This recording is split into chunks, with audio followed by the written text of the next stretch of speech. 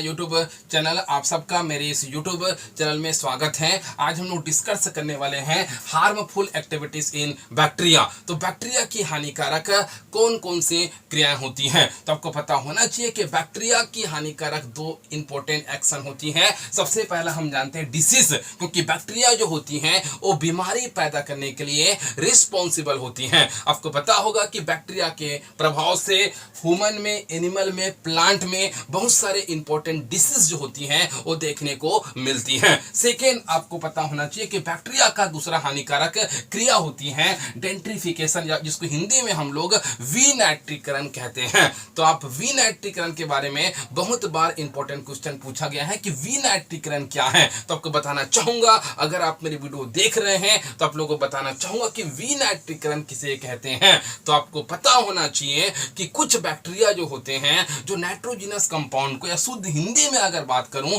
तो नाइट्रोजिनस यौगिकों को ये क्या करते हैं, तो ये अमोनिया और नाइट्रोजन में बदलने का काम करते हैं। तो नाइट्रोजिनस यौगिकों का अमोनिया और नाइट्रोजन में बदल जाना ही विनाइट्रीकरण कहलाता है। और विनाइट्रीकरण के प्रभाव से मिट्टी की जो उपजाऊ क्षमता जो होती है, जो सॉइल की जो फर्टिलिटी होती है, वो कम हो जाती है। तो बैक्टीरिया के दो हार्मफुल एक्टिविटी पर हम लोग इस वीडियो पर डिस्कस करने वाले हैं। पहला एक्टिविटी का नाम क्या है, डिसीज ओरिजिनेट करने की। सेकंड एक्टिविटी का नाम लिखा हूं डेंट्रिफिकेशन, जिसको हिंदी में हम लोग कहते हैं विनाइट्रीकरण। तो चलिए पहला पॉइंट मैं डिस्कस करता हूं, ह्यूमन डिसीज, क्योंकि बैक्टीरिया जो होती हैं वो मानव में डिसीज ओरिजिनेट करने के लिए रिस्पॉन्सिबल हैं। तो बैक्टीरिया की इफेक्ट से मनुष्यों में निम्नलिखित बीमारी होती है। पहले बीमारी का नाम है न्यूमोनिया, और न्यूमोनिया जो बीमारी होती है वो डिप्लोकोकस न्यूमोनाई नामक बैक्टीरिया की इफेक्ट से होती है। दूसरा पॉइंट में लिखा हूं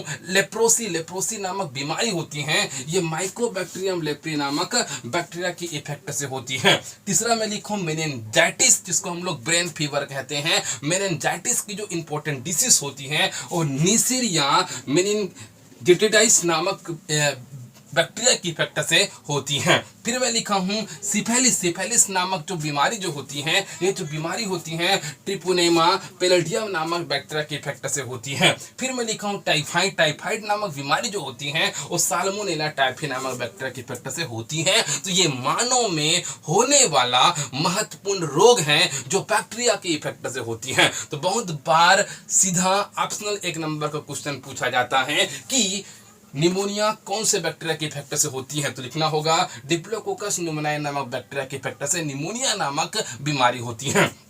तो ऐसे बहुत सारे इंपॉर्टेंट में 5 डिसीज का नाम लिखा हूं, और 5 डिसीज जो होती हैं ये कौन कौन से बैक्टीरिया से होते हैं उसके बारे में आपको याद रखना बेहद जरूरी है। हो सकता है तो इसको आपने नॉलेज के लिए आप इसका स्क्रीनशॉट लेके भी रख सकते हैं। हम लोग ये डिस्कस करते हैं एनिमल डिसीज, मतलब जंतुओं में होने वाला रोग।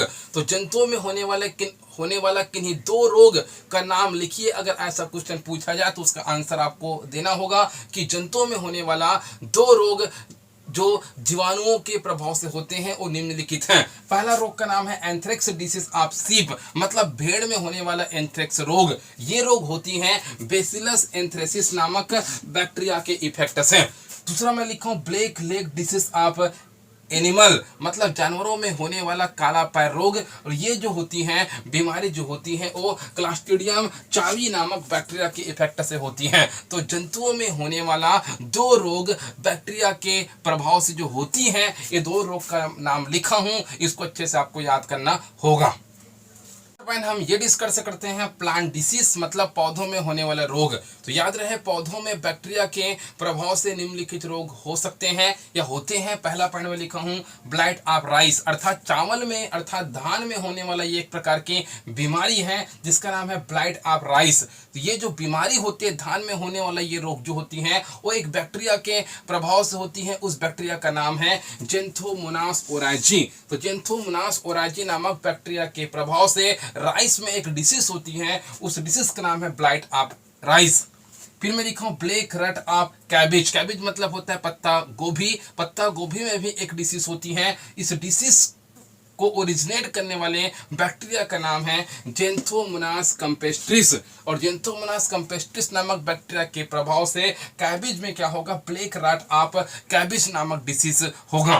फिर मैं लिखा हूं सिट्रस ऑफ कैंकर। तो सिट्रस ऑफ कैंकर की डिसीज जो होती है वो नींबू में होती है, और ये रोग जो होती हैं वो जेंथोमोनास सिट्री नामक बैक्टीरिया के इफेक्ट से होती हैं।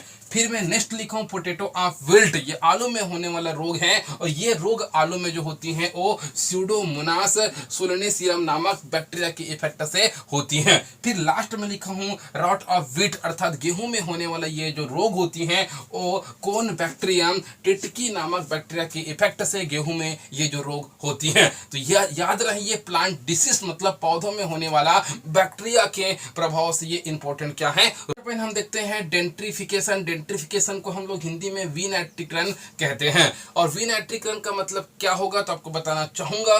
कुछ बैक्टीरिया जो होते हैं वो नाइट्रोजनस कंपाउंड को या नाइट्रोजनस यौगिकों को अमोनिया और नाइट्रोजन में बदल देते हैं। तो नाइट्रोजनस कंपाउंड का अमोनिया और नाइट्रोजन में कन्वर्ट हो जाना ही डेंट्रिफिकेशन कहलाता है। तो याद रहे कुछ ऐसे बैक्टीरिया जो होते हैं जो नाइट्रोजनस कंपाउंड को अमोनिया और नाइट्रोजन में बदल देते हैं। जैसे नाइट्रोजनस कंपाउंड अमोनिया और नाइट्रोजन में अगर बदल जाएगा तो भूमि की जो उपजाऊ क्षमता जो होती है वो कम हो जाती है। तो उस बैक्टीरिया का नाम पेपर में कई बार पूछा जाता है जो विनाइट्रीकरण की क्रिया में इंपॉर्टेंट रोल प्ले करती है। तो उस बैक्टीरिया का मैं नाम यहां पर लिखा हूं माइक्रोकोकस डेंट्रिफिकेंस।